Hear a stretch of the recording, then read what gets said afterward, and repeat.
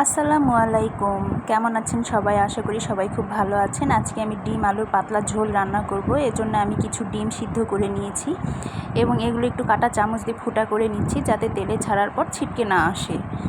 এরপর ডিমগুলোকে আমি লবণ হলুদ দিয়ে একটু কিছুক্ষণ ভেজে নিব। এরপর আমি কিছু আলু সিদ্ধ করে নিয়েছি। আজকেও খড়ি চুলায় রান্না হবে, মা রান্না করবেন। এই তো কড়াইয়ে কিছু তেল দিয়ে আমি মশলাগুলোকে একটি প্লেটে নিয়ে নিয়েছি। আমি এখানে কিছু আদা রসুন আর একটু জিরা বেটে নিয়েছি। মশলা বেশি দিলে যে তরকারি স্বাদ হয় এমন কিন্তু না, অল্প তেল মশলায়ও কিন্তু তরকারি স্বাদ হয়, শুধু রান্না করতে জানলেই হলো।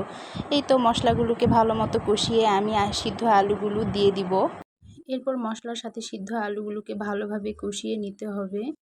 এটা অনেকক্ষণ পর্যন্ত কষাতে হবে, একটু পরপর পানি দিব আর কষাবো।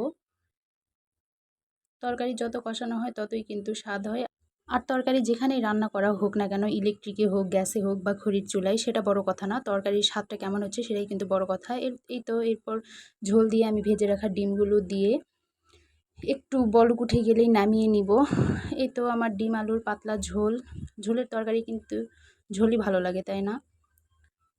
এই ঝোলটা কিন্তু পাতলাই ভালো লাগে, বেশি ঘন হলে ভালো লাগে না। এরপর আমি প্লেটে নিয়ে নিয়েছি 2টা লেবু, 2টা কাঁচা ঝাল। আপনারাও এভাবে করে দেখবেন, আশা করি ভালো লাগবে। আজকে এই পর্যন্তই। সবাই সুস্থ থাকবেন, ভালো থাকবেন, আর আমার পেজটিকে লাইক শেয়ার ফলো দিয়ে পাশে থাকবেন। আল্লাহ হাফেজ।